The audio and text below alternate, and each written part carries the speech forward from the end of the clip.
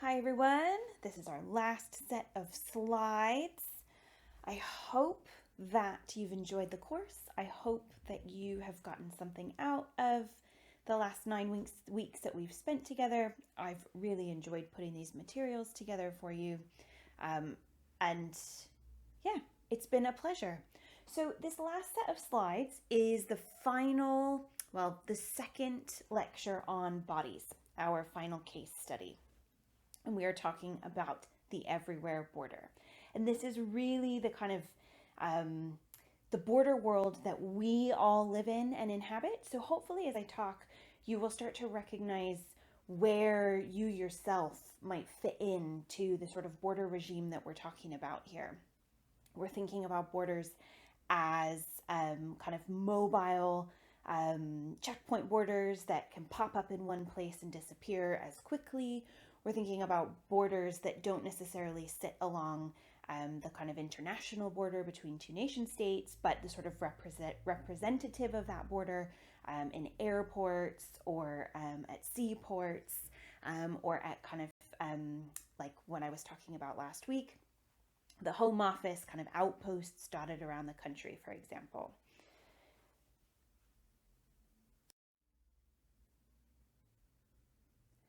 So, in this set of slides, we are thinking about issues around border management, questions around risk management, and we're thinking also about some of these buzzwords that you may be familiar with, things like data-driven bordering, technology-enabled bordering. Certainly, some of the materials that you looked at around the U.S.-Mexico border are use the phrase the smart border. So we're going to talk about what we mean when we talk about technological borders, and I'll break down a little bit what biometrics actually are, what that word means, and then we'll talk a bit also about automation and the removing of individual human border patrol individuals or officers and what happens when we automate a border. We'll apply some theory, of course, right? This is Geographies of the Border with Hannah, so obviously we have some theory.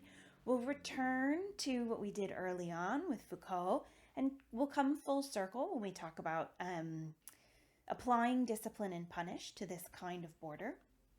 I'll also talk a little bit about kind of fictional representations of surveillance and technological borders, which will hopefully help us to draw out some of the ways that some of these kind of abstract technologies actually work. And then finally, we will look at a Marxist way of framing this type of border, and we'll talk about the neoliberal nexus. This ties in specifically with one of your readings for this week by Matt Spark, based in North America. We'll talk about the neoliberal nexus and this kind of central contradiction within contemporary borders, which also taps into the debates and discussions we've had around globalization, about the relationship between capital and labor, and how borders facilitate the movements of some capital and some labor and restrict the movements of others.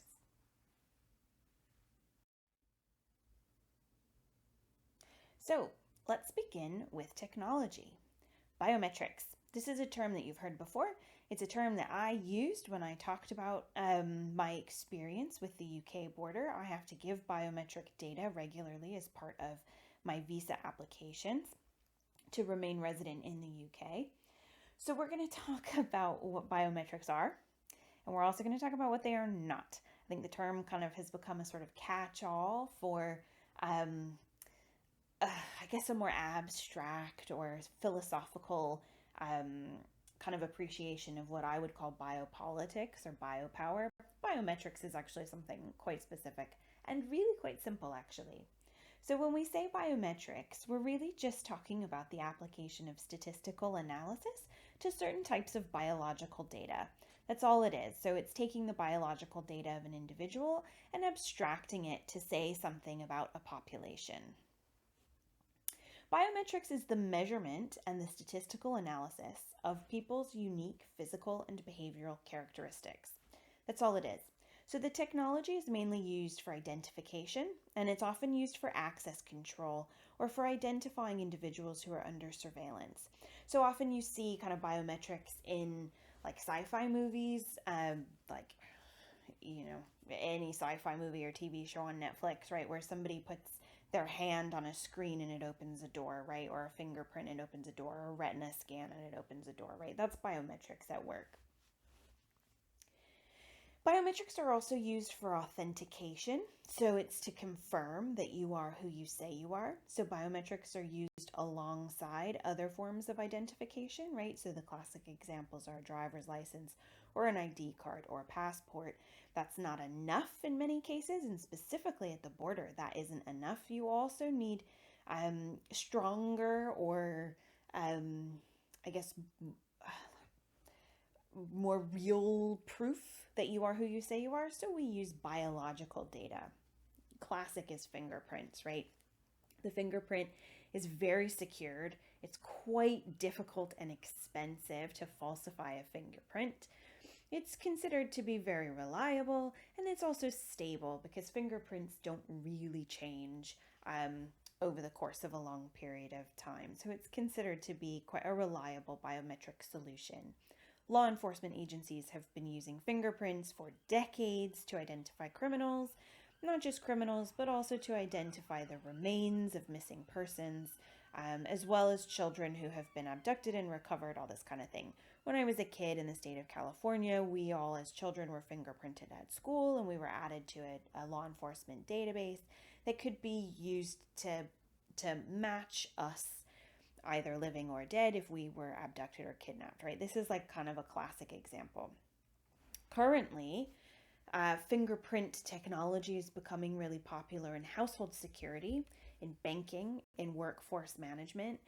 We now often use our fingerprints to unlock our phones and our laptops, for example. This is relatively recent. We also use, well, I say we, I don't, I certainly do not, but another common form of biometric data collection is iris recognition, so eye scans. And many people who kind of know what they're talking about here say that iris recognition is the best biometric technology for identification, that it is the most useful. It uses a video camera and it analyzes the iris characteristics inside your eye, which includes the rings, furrows, freckles that are situated in the colored tissue around the pupil of the eye. So the pupil is the black bit, which is basically just a hole in your eye.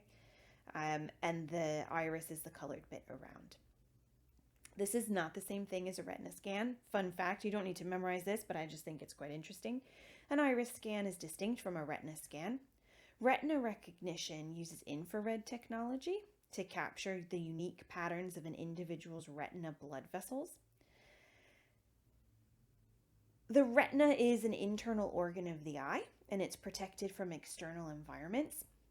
And retina recognition is recognized as a very reliable biometric authentication system, but it requires a different technology and is more difficult and expensive to access.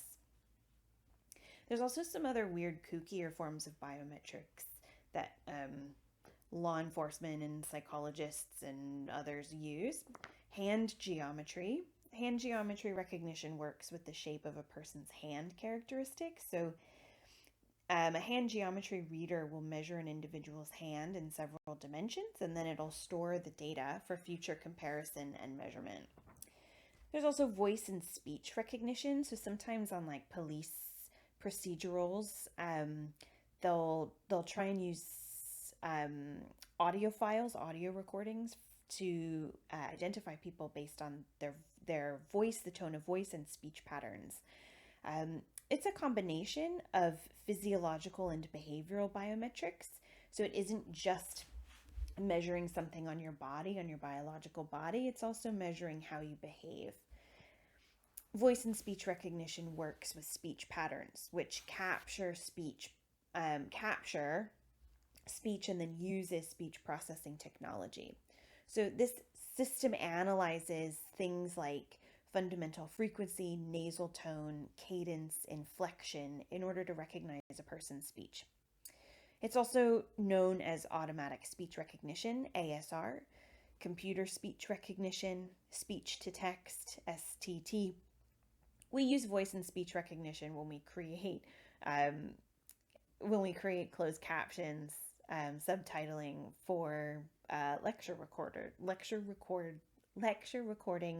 and videos, right? So this technology isn't just about kind of, forms of surveillance. It's also about accessibility and finding ways of recording and measuring information. There's also some other more kind of obscure forms of biometrics. Palm vein recognition will analyze the unique patterns of veins in the palm of your hand. Signature recognition is a behavior type of biometrics. So it'll ask a person to sign their signature, and then it'll compare the signature and the way that a person signs. So they'll watch you as you sign, so the way that you sign, and then the signature itself will be mapped onto previous records, previous data that has already been collected. The state of California, when you vote in elections, use signature recognition in order to work against voter fraud. So they keep on record updated versions of your signature, and then when you vote, you have to sign your ballot, and then they compare the signature on the ballot to the signature that they have in their record.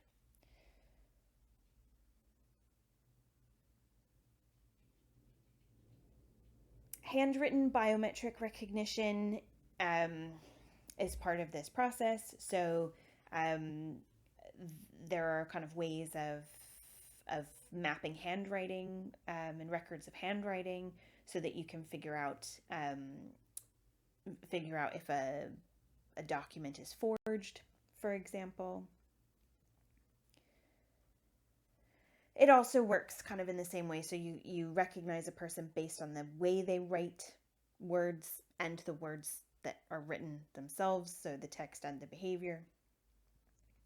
And then you also have what's really growing in kind of usage, and that is because it's becoming less and less expensive and easier to do, DNA biometric data. DNA is really different from these other forms of biometric data collection because it requires tangible physical samples. And the testing of DNA samples can't be done in real time. So it's difficult, right? You couldn't go into the airport at this point, give a sample of your blood, have it processed and confirmed in the time that you're standing there at the airport, and then have your identification confirmed. The sample has to be sent away to a lab. So it requires time. It's also it's relatively invasive. It requires a piece of your body being taken away from you to a lab. But on the flip side, it is extremely accurate. So in terms of its ability to recognize and identify an individual, it's extremely accurate. There's also some really interesting forms of biometrics that are they're not experimental because they're well established, but they are still sort of considered to be the future of biometrics. One of those is ear biometrics. So rather than using your fingerprint, images of your ear will be used to identify you. And there's also gait recognition. So by watching a person walk, the way a person walks. So if you think about, I always like to think of RuPaul's Drag Race. If you sashay, or if you swagger, or if you saunter, there's technology that can analyze a person's gait. This is really useful. I say useful, right? I'm using it in scare quotes you can't see. Useful for surveillance analysis. So if you have video images of a suspect or somebody that you have under surveillance, if you have images of them walking, like just kind of doing normal stuff throughout their day, you can identify them based on gait analysis. Other weird stuff, finger veins, eye veins, that kind of match vascular patterns to previously acquired data, connected to biometric authentication systems, So kind of database or a data bank that already exists. Also footprints, people use footprints, which is a relatively new identification system. So what's key here is for all of this data is you collect it at the time of identification. But in order for it to work, it has to be compared to data already stored in a database. And it's that process, the creation of the database and the managing of the database and the using of the database, that opens up a lot of questions for us when we talk about bordering processes.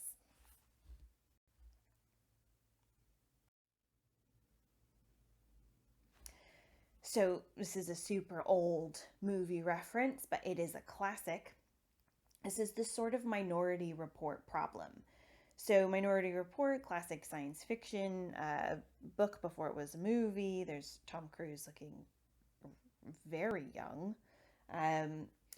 The Minority Report problem is about predictability and creating a database of complete knowledge that doesn't just cover every nook and cranny geographically, but also temporally. So being able to predict future crime, being able to predict future activity.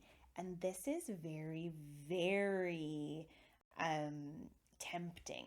It's extremely appealing to governments. And from what we know about the state, right, the way the state wants to know everything about its population, we know why this would be appealing, right?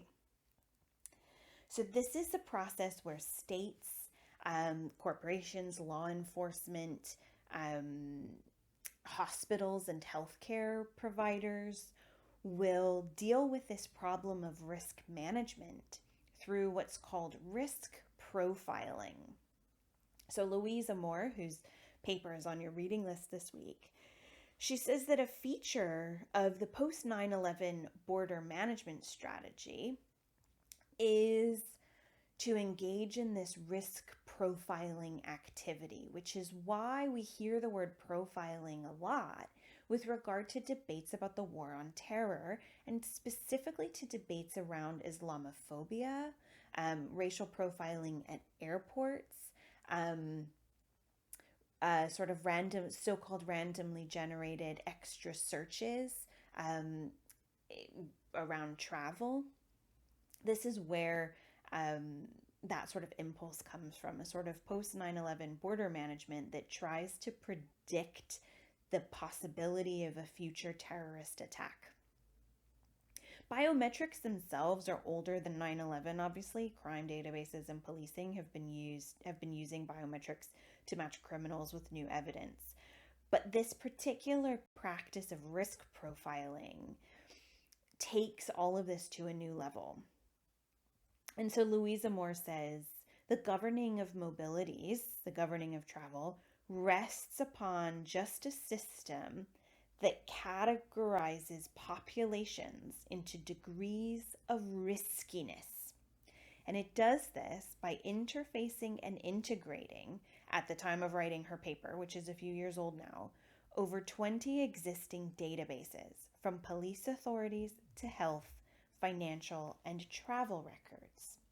So what happens is databases get made with all of this data, and that functions as the control, as the baseline. Those databases represent reality, and then any individual interaction with the database where there's a disjuncture or there's a disagreement or there's a mismatch or a misidentification, the individual moment is the mistake, not the baseline database, right? So it means that these databases hold a significant amount of discursive power. They construct and represent the data reality. So she says that we inadvertently reproduce the certainties and assurances of the technological matrix that has become the mainstay of the Homeland Security programs. The authority of risk profiling in the war on terror precisely relies upon the representation of a world that would be safer if only ambiguity, ambivalence, and uncertainty could be controlled. In effect, the place of science and technology in fighting the war on terror is ever more secured if we overstate the coherence of the grip it has on life itself. So, what's really interesting is the technology itself and the databases themselves and the data that's held in them become representative of reality.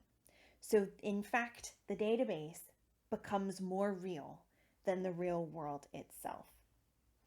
So she continues on. She says, it's this preemptive fixing of identities within the database that is emerging as a key point of contradiction and tension within the logic of the biometric border, and is of central concern to advocacy groups, civil liberties, and privacy organizations, and immigrant rights groups. So a lawyer puts it really nicely.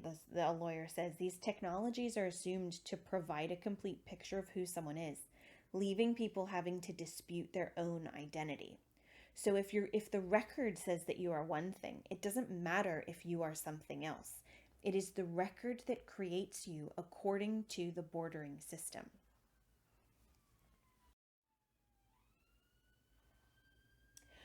Alongside this move towards biometrics at the border comes the automation of borders. So if we use machine learning and if we use AI to manage a border with the use of these databases, you can make the border management more efficient and more systematic and more standardized. But what this also does is it extends and expands and also cements and widens the distinctions between who counts as a legitimate traveler and who counts as an illegitimate traveler. And they cement the border's power to stop someone moving across the border. So they actually make the border harder for some people and make the border more accessible for others. So with automation, the database begins by identifying good. Then it puts in place measures to protect and secure the good data points, the good individuals, from the bad data points, the bad individuals. And then it cements them. So if anyone has traveled to Australia in the last few years, Australia has automated their border system for people from certain parts of the world. So I recently went to Australia. Well, I say recently. I went to Australia a few years ago for research. I went to do some archival research. I filled in my my visa form, paid 20 quid to get my visa form, gave all my data over, and then when I arrived at the border in Sydney, I didn't even speak to a single person. All I did was scan my passport. It connected me to my visa paperwork that was already in the system and then allowed me straight through. So I had greater access. If I were from somewhere else, or if I were a different kind of traveler, not a researcher, but an asylum seeker, that system would have worked in an opposite fashion. It would have made it more difficult for me to present my case to a Border Patrol officer, and it would have made it more difficult for me to represent myself as an individual because I would have been classed in a very different way. So you can see how the technological border starts to work at the level of the individual body. But science is science, right? Science isn't inherently good or bad. Science just does work. Science also undermines the authority and legitimacy of biometrics. So, with computer science and machine learning techniques and advanced visualization capabilities, there's also the ability to create very effective manipulation of images. So, the Guardian reported on this a couple of years ago. Deep Master Prints, which was a machine learning technique, was able to create fake fingerprints that can imitate real ones in biometric systems. There's also been some really interesting writing in other magazines, The New Yorker, for example, about the technologies of visualization and how visualization technology in particular is able to manipulate and affect biometric data collection technologies. So we can see here the ability of computer science to fake biometric data. So you can see here, this is from the article that I just showed, some examples of how closely matched the real and the generated samples are of fingerprint data.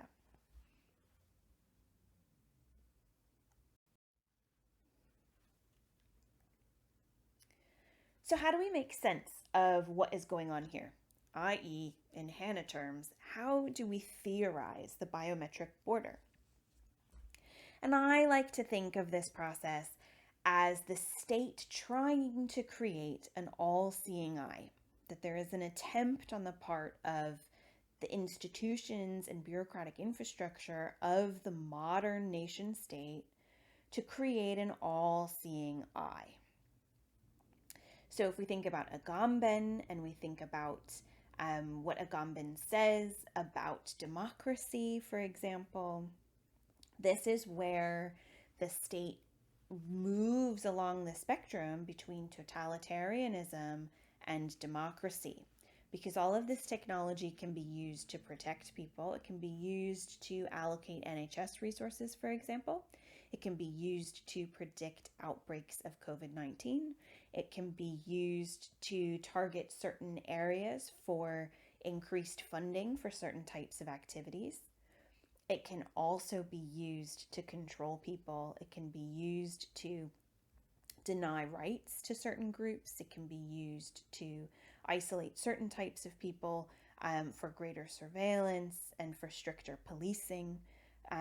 So this is really one of the points at which we see Agamben's point at play, that the state using this type of data and this type of technological infrastructure moves along the spectrum towards totalitarianism.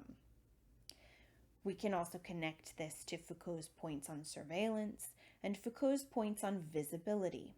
So the data is a way of seeing the population, a way of looking at the population. And you can use the data to run statistical tests and models in order to see or look at predicted futures for the population.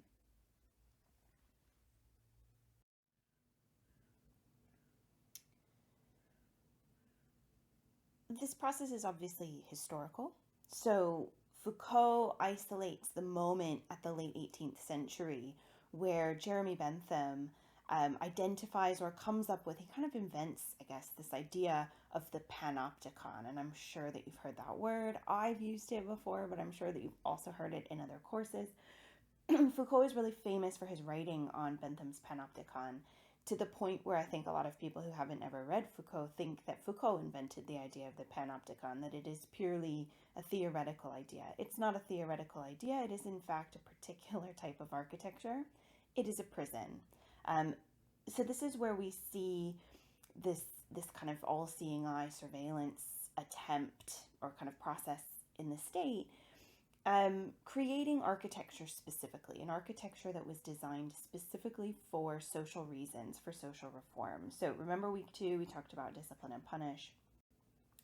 A lot of that comes from Foucault's digging around in the archives from around this time, so Bentham's panopticon idea. Jeremy Bentham was an English utilitarian philosopher, and he was a social reformer. So he was a kind of a big daddy of one of the most famous English schools of moral philosophy, utilitarianism. And in the school of utilitarianism, there's a principle of, essentially a principle of utility, which approves of an action insofar as an action has an overall tendency to promote the greatest amount of happiness. And happiness here is very specific. Many kind of critics have talked about this conception of happiness as being a little bit superficial in some ways, but it's very well defined, and happiness is identified with pleasure as well as the absence of pain. So to work out the overall tendency along the spectrum of good or bad of an action, Bentham sketched a felicific calculus, or a happiness-making calculus, which takes into account the intensity, the duration, the likelihood, the extent of pleasures and pains associated with an action. The school of utilitarianism is very much associated with this concept of the greatest good for the greatest number. So if you hear that that kind of trite way of putting it, that is a kind of utilitarian approach to happiness. Um, it is essentially driven by post-Enlightenment attempts at social reform. So Bentham was part of a group of people who were trying to reform the prison, which is where Foucault comes in, right? So before this time, of course, prisons were pretty awful. They were pretty grim, and they were really about punishment. They were really about a kind of subjecting the body of the prisoner to punishment for their crimes, for the person's crimes. But this type of prison comes about as a desire to reform criminals so that they could be released back into society and behave well. And this is a kind of new moment, sort of, in the history of social Britain. And so Bentham wrote a lot about the Panopticon. And so he writes, morals reformed, health preserved, industry invigorated, instruction diffused, public burthens lightened, by which he means public money, economy seated, as it were, upon a rock, the Gordian knot of the poor laws are not cut but untied, all by a simple idea in architecture. So the idea is that if you build a panopticon prison, it will facilitate the reform of criminals who will then go back into society and behave well. You can start to see where Foucault's writing on discipline and punish comes from. So he describes the panopticon itself. This is what it looks like. A building circular, the prisoners in their cells occupying the circumference, the officers in the center. By blinds and other contrivances, the inspectors concealed from the observation of the prisoners. Hence the sentiment of a sort of omnipresence, right? There's the eye of Sauron. The whole circuit reviewable with little or without any change of place. One station in the inspection part affording the most perfect view of every cell. So basically it's a circular building. The cells are on the outside wall looking in, and then there's a guard tower in the middle, and so the guard sits in the middle. But the key to this is that the prisoners never know when the guard is in the guard tower. The guard could always be there. So what it does is it creates within the prisoner a desire to behave well so that they don't get in trouble, even when a guard is not in the tower. So it doesn't matter whether there's actually a person in there. It's the possibility that there's a person in there watching you that forces you to behave well. And that it's not so much a force, it's a kind of instilling of an internalized sense of how one should conduct oneself, right? This is the conduct of the self that Foucault talks about. And so in this way, you can reform prisoners and get them to behave well, even when they're not necessarily being watched. Just a quick reminder, obviously it sounds really grim, right? But the purpose of this is to create social security in society by encouraging certain behaviors that are considered good or secure or safe. So the idea here is that you instill within each individual in the population a desire or a will to behave in a particular way, and then the state doesn't need to monitor them because it trusts that each of us as citizens are disciplining ourselves and our conduct because we might be being watched.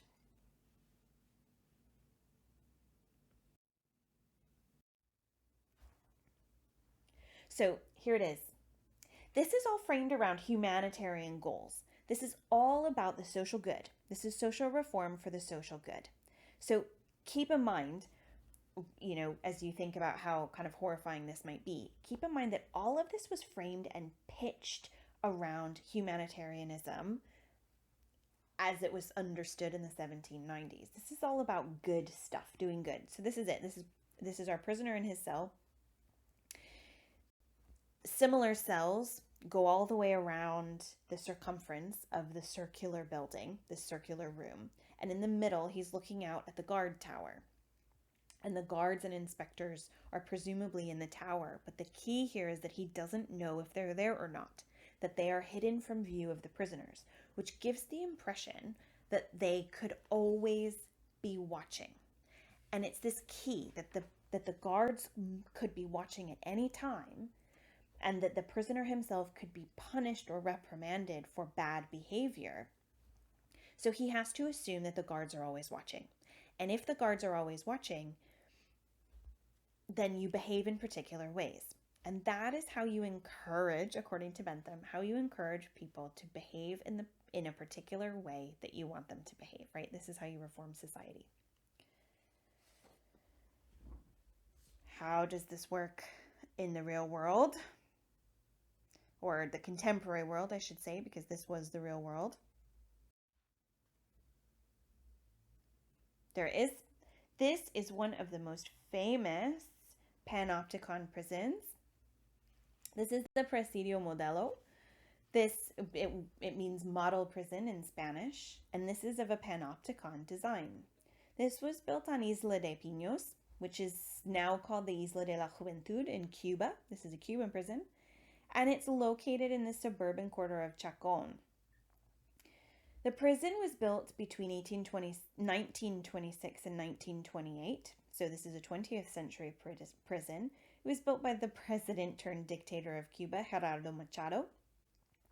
There are 5 circular blocks, just like this one. So this is one of the 5 blocks, and these are the cells.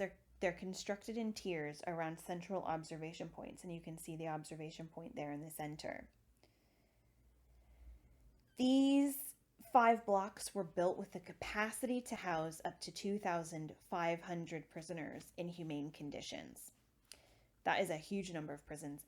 Most of the survivors of the rebel attacks on the Moncada barracks, which was a very famous guerrilla attack in the 1950s, were housed here, including one very famous rebel survivor, Fidel Castro, and his brother Raul Castro.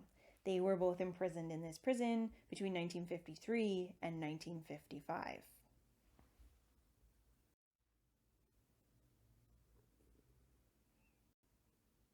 It's quite a recognizable feature of, certainly of science fiction, this prison model. This is Guardians of the Galaxy. This is the Nova prison. This is kind of, it's interesting how Guardians of the Galaxy frames this, because this is seen as being both the prison of the future, but also specifically of a derelict, shitty future. So you have this kind of science fiction-y representation of the panopticon, which is kind of timeless. It is a reference to a historical model of social reform that in the future is the kind of ideal of a dystopian society. So the panopticon sort of sits in this weird timeless position. I really enjoy this scene of the movie for reasons that I don't think the director intended, but it is quite incredible that throughout the scene in the prison, they make their way up to the top of the guard tower, at which point they then literally steal the guard tower and fly it out of the prison. The symbolism is quite nice.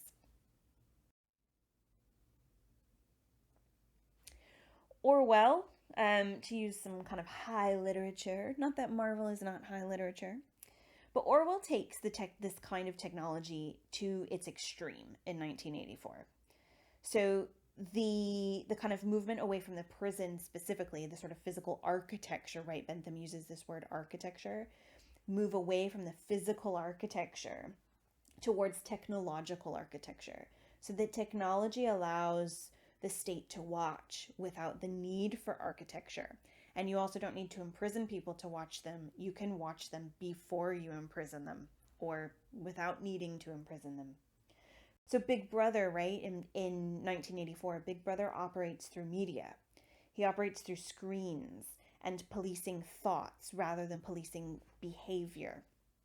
And so the goal of biometrics, right, is ultimately to create a complete picture both in space but also in time. The point of biometrics is to see into the past and to predict the future.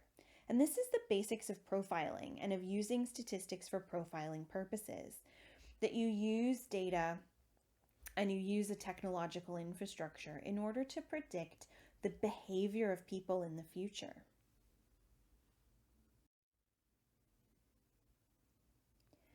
So we come to the neoliberal nexus, and this is kind of the end point here for us. The neoliberal nexus. This isn't just about security. So what Orwell and Bentham and The Great Eye of Sauron and Guardians of the Galaxy don't fully address or kind of deal with is that this isn't just about security. This is also about money. So a Marxist reading would identify the impulse and the culture and the need to travel and to cross borders in terms of transfers and accumulation of capital. This is about money. So neoliberalism and borders, so we're thinking about how neoliberalism and borders work together to construct each other, but also how they sometimes challenge or contradict each other. So Matt Sparks' article that you'll read it's a challenging article, but I recommend pushing through because it's really important. It's about thinking about how borders facilitate and re-regulate as part of neoliberal projects. So the nexus, which is where this phrase that he coins comes from, nexus is actually a US-Canada program for frequent travelers, which is part of a wider agenda that was brought into place after 9/11 called the Smart Border Declaration, which was a series of agreements made between the United States and Canada after 9/11. And the Nexus and the Smart Border Declaration is about creating a technological fix that mediates between two extremely significant and contradictory sets of contemporary social forces in North America. So on the one side, you have the economic forces that continue to generate pressures for liberalized cross-border business movement, right? In the context of NAFTA, the North American Free Trade Agreement. So you need people who can cross the border to go to work.